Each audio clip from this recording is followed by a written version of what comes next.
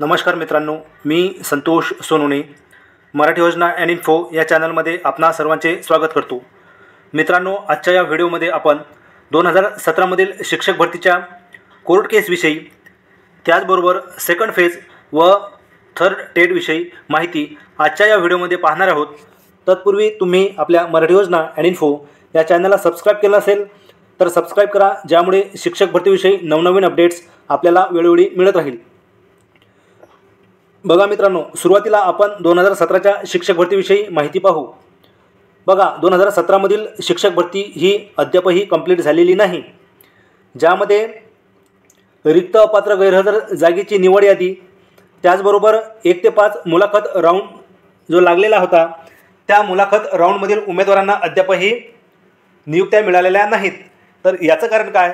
तर 29 नोव्हेंबर 2023 रोजी रिक्त अपात्र व गैरहजर जागा, त्याचबरोबर खाजगी संस्थांची मुलाखत निवड यादी जी पवित्र पोर्टलवरती प्रकाशित करण्यात आलेली होती, त्या निवड याद्यांवरती काही प्रकल्पग्रस्त उमेदवारांनी आक्षेप घेतलेला होता।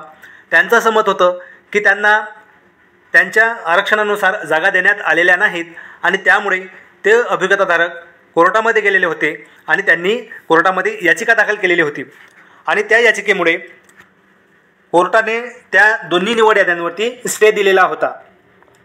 आता बघा, त्या याचिकेची जी सुनावणी आहे ती सुनावणी कंप्लीट झालेली आहे।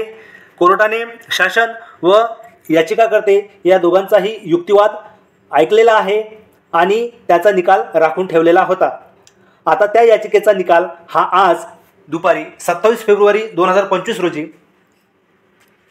त्याची जी अंतिम सुनावणी आहे ती आज होणार आहे आणि त्याचा निकाल काय लागतो त्याची अपडेट तुम्हाला यानंतरच्या व्हिडिओमध्ये देण्यातच येणार आहे।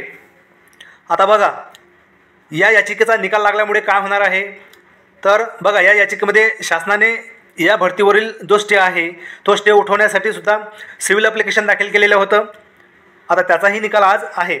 आता बघा, यामुळे काय होणार आहे, या याचिकेचा निकाल शासन अथवा याचिकाकर्ते कोणाच्याही बाजूने जरी लागला तरी बघा, यामुळे काय होणार आहे, तर रिक्त अपात्र गैरहजर जागा यावरील स्टे उठेल आणि त्यामुळे ज्या 2017 मधील उमेदवारांना अद्यापही रिक्त अपात्र गैरहजर जागेमध्ये ज्यांची शिफारस झालेली आहे त्या शिफारसपत्र उमेदवारांची डॉक्युमेंट व्हेरिफिकेशन होईल आणि त्यांना त्यांचा हक्काचा जॉब मिळेल। त्यानंतर 1 ते 5 खाजगी संस्थांची, ज्या उमेदवारांची खाजगी संस्थेवर मुलाखतीसाठी शिफारस करण्यात आलेली होती त्या उमेदवारांना मुलाखतीसाठी खाजगी संस्थांवर मुलाखतीसाठी जावं लागेल।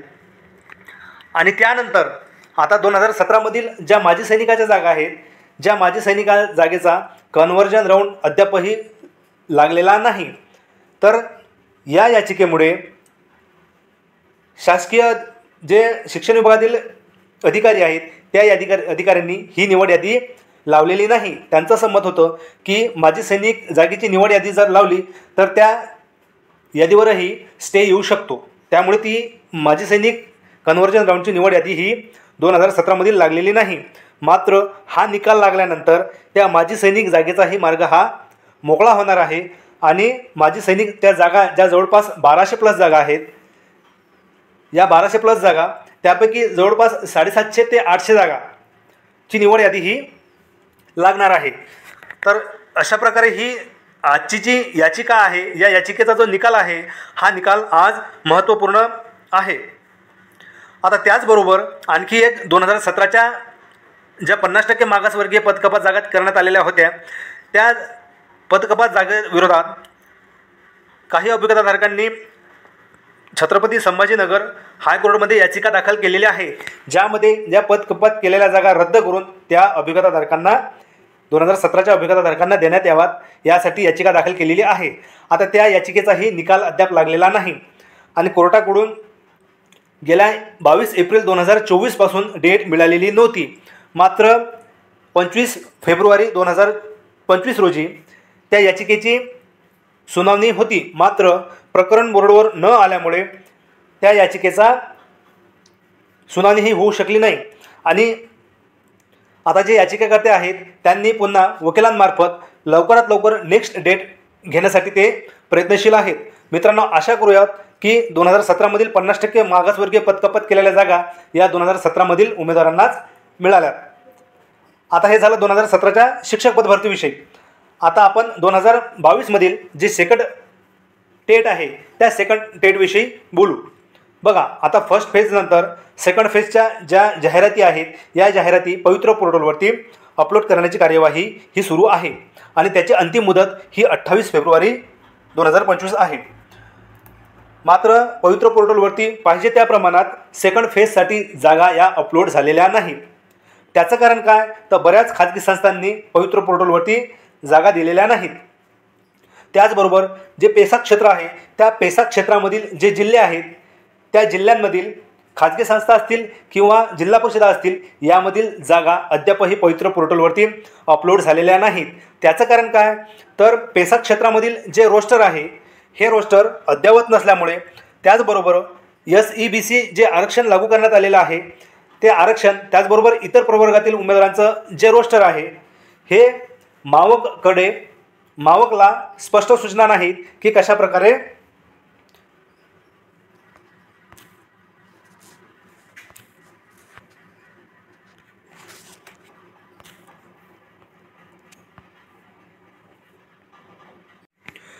लवकरच शासनामार्फत तशा प्रकारचा GR निघण्याची शक्यता आहे.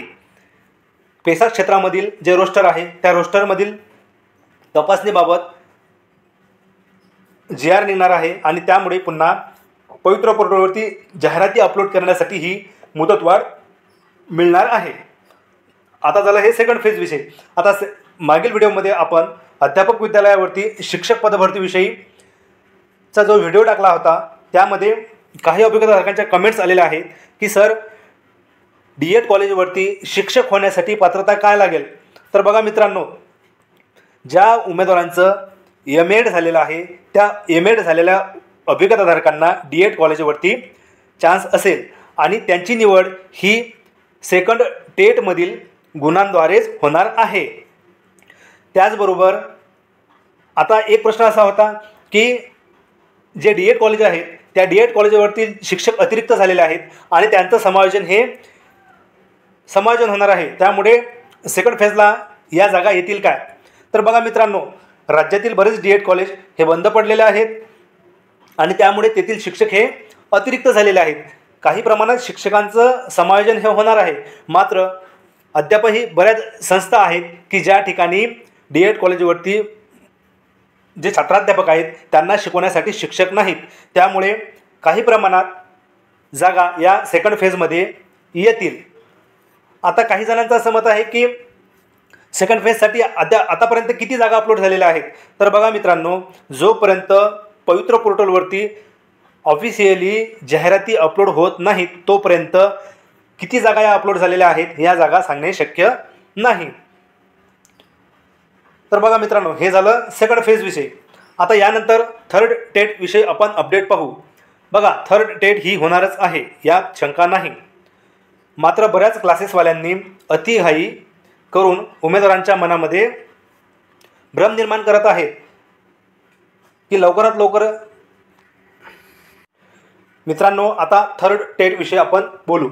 बघा, शिक्षक अभिज्ञता व बुद्धिमत्ता चाचणी थर्ड टेट ही येणाऱ्या काही दिवसामध्ये होणारच आहे.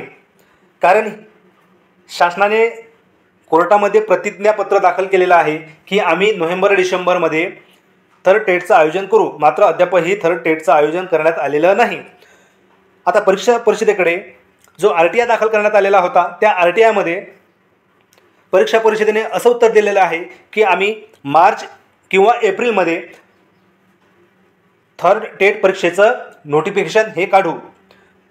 आता नोटिफिकेशन काढल्यानंतर जवळपास 45 दिवसानंतर परीक्षा ही होते. कमीत कमी 45 दिवस तरीही विद्यार्थ्यांना तयारी करण्यासाठी द्यावे लागतील. त्यामुळे मित्रांनो, थर्ड टेट ही जून किंवा जुलै महिन्यामध्ये होण्याची शक्यता आहे.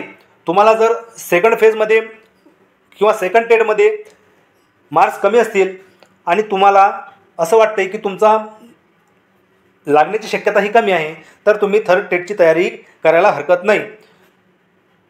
सोशल मीडियावरती गप्पा टप्पा मारण्यापेक्षा किंवा रिकामे यूट्यूबर्सचे व्हिडिओ पाहून डोक्याचा भुगा करण्यापेक्षा तुम्ही थर्ड टेटच्या परीक्षेच्या तयारीला लागा. जेवढे जास्त मार्क्स तुम्हाला मिळतील तेवढं तुमचं थर्ड टेटमध्ये तुमची एक जागा कन्फर्म होणार आहे.